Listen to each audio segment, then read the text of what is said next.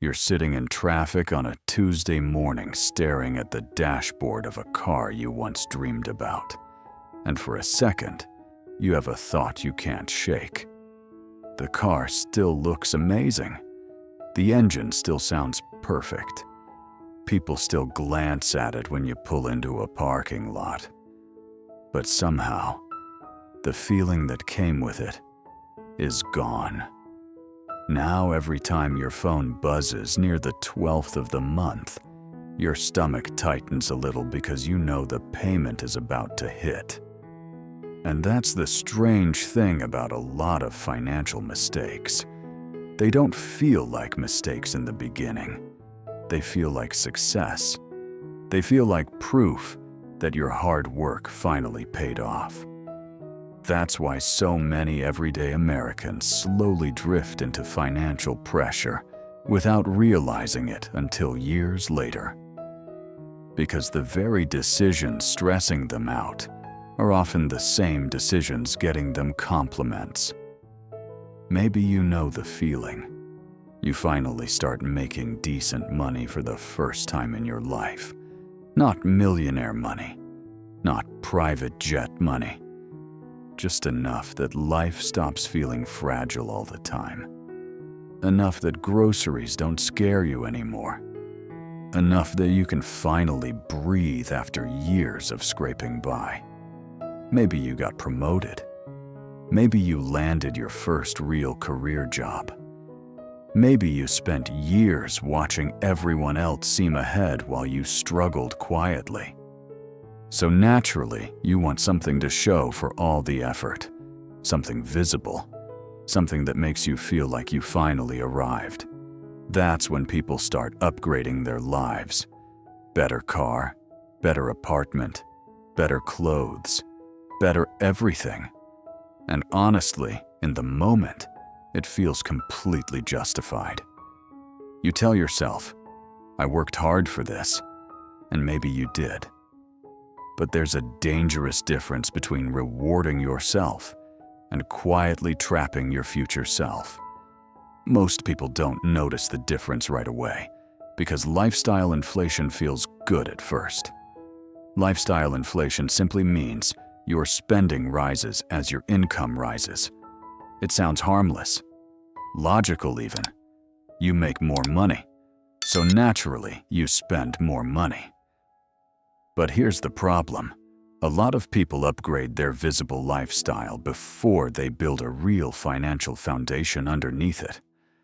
So externally, they look more successful, but internally, the pressure slowly increases. And pressure changes everything.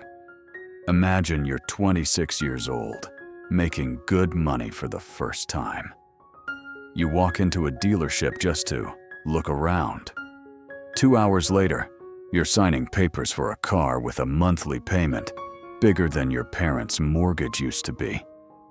The salesperson explains the payment calmly, like it's normal. And technically, it is normal now. Millions of Americans have massive car payments. But normal and healthy are not always the same thing. At first, the car feels incredible. You volunteer to drive everywhere. Friends notice you more. Co-workers suddenly ask questions. Family members treat you slightly differently. And that feeling hits deeper than people admit, because humans crave recognition. Most people don't buy expensive things because they love objects. They buy feelings, respect, confidence, validation. Proof that they escaped the version of life they were scared of staying stuck in forever. And for a while, it works. That's the dangerous part. The emotional reward feels real, but the bills stay long after the emotional high fades, because the payment is never just the payment. There's insurance, gas, maintenance, repairs, registration, interest. Suddenly, a decision that felt exciting starts quietly controlling your life every month. But expensive lifestyles rarely collapse dramatically overnight. They tighten slowly, quietly. First, you notice your savings aren't growing.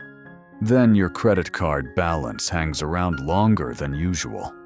Then, one random emergency suddenly feels heavier than it should. And one night, you open your banking app and realize something uncomfortable. You look successful, but financially you're fragile. That word matters. Fragile. Because a lot of Americans look financially stable while secretly living one emergency away from panic. One medical bill. One layoff. One transmission failure. One bad month. And often it's not because they're irresponsible, it's because nobody taught them the hidden cost of recurring obligations. Every fixed expense you add to your life quietly steals future flexibility. Car payments, debt, financing plans, luxury subscriptions, expensive leases. The more obligations you create, the less room you have to breathe. And breathing room matters more than people realize. Breathing room is what lets you survive bad months without panic. It's what helps people leave toxic jobs. It's what reduces financial stress in relationships. It's what turns emergencies into inconveniences instead of disasters. But because breathing room is invisible, people don't chase it emotionally the same way they chase visible status. Nobody walks outside to admire your emergency fund. Nobody compliments your low debt-to-income ratio. Nobody takes pictures next to your retirement account. Financial stability is quiet, and that's why social media makes personal finance harder than ever. Every day, people scroll past luxury vacations, expensive apartments, designer clothes, dream cars, and carefully edited lifestyles. Even when we logically know social media is curated, emotionally, it still affects us. Human beings compare automatically. You see enough people appearing successful, and eventually your normal life starts feeling small. That's dangerous, because comparison changes spending behavior. Sometimes, people buy things not because they truly want them, but because they're trying to close an emotional gap between themselves and everyone they think is ahead. But appearances are deeply misleading financially. The guy driving the luxury SUV might be drowning in debt. The woman posting luxury vacations might have almost nothing saved. Meanwhile, the quiet coworker driving an older Honda may have a six-figure investment account quietly growing in the background. Actual wealth and visible wealth are often completely different things. One is loud, the other is calm. One wants attention, the other wants freedom. And freedom is really the whole point. Not looking rich, freedom. Freedom to survive emergencies. Freedom to make career decisions without desperation. Freedom to sleep peacefully at night. Freedom to stop feeling trapped by bills every month. Ironically, a lot of people spend years buying symbols of freedom while becoming less free financially every month. And most of it starts emotionally, not mathematically. Especially for people who grew up around financial insecurity. If someone spent childhood embarrassed about money, adulthood spending often becomes emotional. The purchase stops being just a purchase. It becomes proof. Proof that life is finally different now. Proof that they escaped. That emotional layer is why personal finance is never just math. If money were only math, most people would make better decisions. But humans are emotional creatures first. We spend emotionally and justify logically afterward. Advertisers understand this perfectly. Car commercials don't sell transportation. They sell identity, confidence, arrival. Luxury brands do the same thing. They sell the fantasy that buying something expensive changes who you are internally. Temporarily, it can feel like it does. but humans adapt quickly. That's called hedonic adaptation. It simply means the exciting thing eventually becomes normal. The dream car becomes your regular car. The luxury apartment becomes your baseline. The emotional high fades while the financial obligation stays. This is where many people quietly begin feeling stuck. Because once your lifestyle expands, shrinking it feels painful emotionally. Selling the expensive car can feel embarrassing. Moving somewhere cheaper can feel like failure.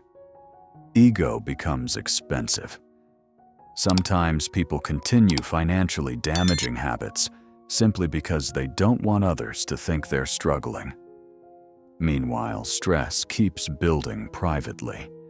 The saddest part is most strangers forget your possessions almost immediately, while your financial decisions follow you for years. That's why opportunity cost matters so much. Opportunity cost simply means every dollar spent in one direction cannot work somewhere else. Money spent maintaining an expensive lifestyle cannot simultaneously build investments, emergency savings, or future freedom. And the tricky thing about opportunity cost is you don't feel what you sacrificed immediately. You feel the excitement of the purchase now. You do not feel the investment growth you delayed.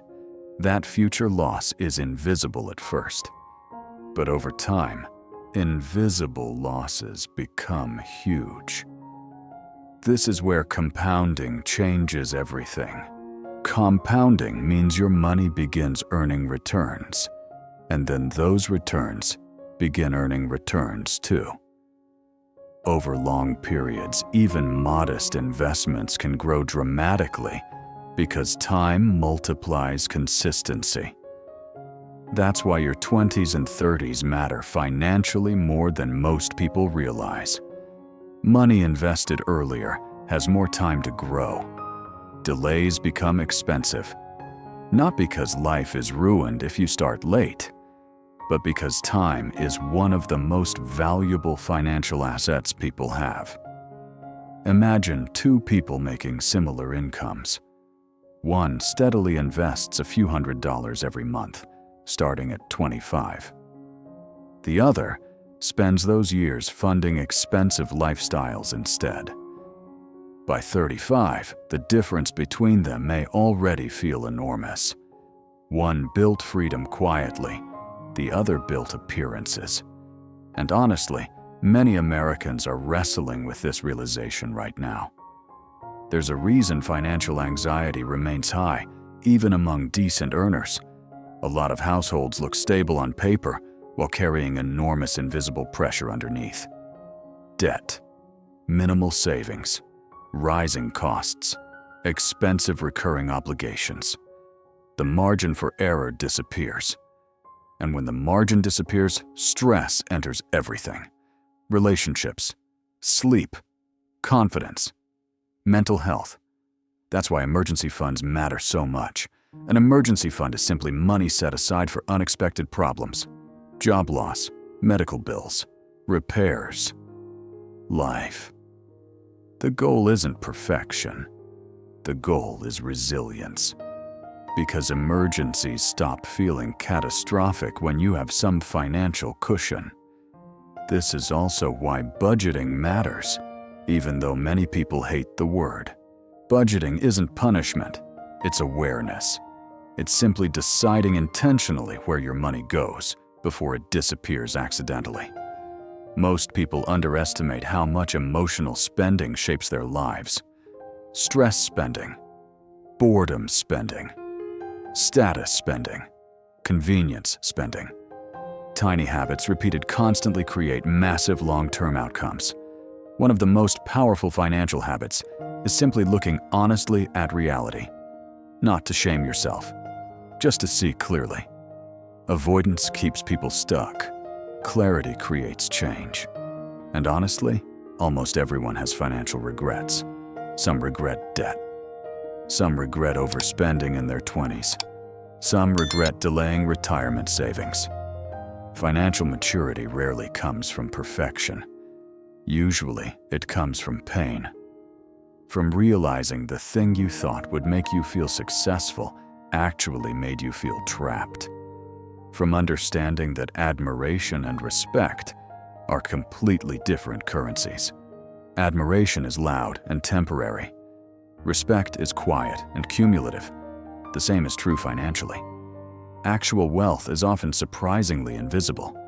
It looks like lower stress, investments quietly growing, reasonable debt, flexibility, the ability to survive hard seasons without panic, and hard seasons always come eventually. Jobs change, relationships change, health changes, economies change. People who build their lives with zero financial margin often discover how fragile everything feels during difficult moments. Meanwhile, people with savings and manageable obligations usually recover faster because they prepared before the emergency arrived. This doesn't mean nobody should enjoy life or buy nice things. That's not realistic either. The goal is balance and intentionality. Asking whether a purchase genuinely improves your life or mainly improves how your life appears externally. There's a huge difference between buying something because you love it and buying something because you need it to change how other people see you. One is enjoyment, the other is performance. Performance becomes exhausting because there's always another level, another upgrade, another comparison, another lifestyle benchmark. Enough never feels like enough when identity depends on appearances. That's why defining success personally matters so much, because if you don't define success intentionally, advertising and social media will define it for you. And their definition almost always requires spending more money. But what if success actually means peace? What if success means flexibility? What if success means not panicking every time life gets unpredictable? Those goals may not look flashy online, but they dramatically improve real life. One of the most underrated feelings in adulthood is simply not being financially terrified all the time. That calm changes everything. It improves relationships, sleep, confidence, and decision-making. And ironically, many people eventually realize they were never really chasing luxury in the first place. They were chasing emotional safety. They just confused consumption with security. But real security usually comes from boring things: savings, investments, insurance, living below your means. Consistency. Nobody applauds these choices immediately, but years later, they often matter far more than the purchases people once obsessed over. If you feel overwhelmed listening to this, start smaller than your anxiety tells you to. You do not need to fix your entire financial life overnight. Small, consistent changes matter. Maybe you start tracking spending honestly. Maybe you build a starter emergency fund. Maybe you stop financing things you don't truly need. Maybe you increase retirement contributions slowly. Tiny changes repeated consistently become identity shifts over time. That's how real financial transformation usually happens. Quietly, gradually, not through overnight miracles. Social media loves dramatic success stories because they generate clicks, but most healthy financial journeys look slower and more ordinary. Consistency beats intensity long term. And one final thing that many people learn later than they wish.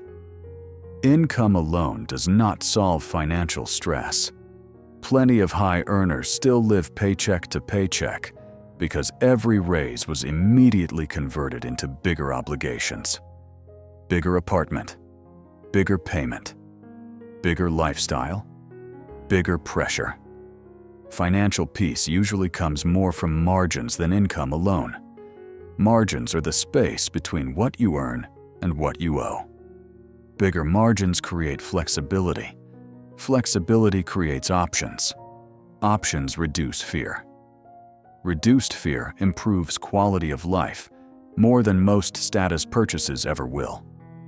So before your next major financial decision, pause for a moment and zoom out beyond the excitement.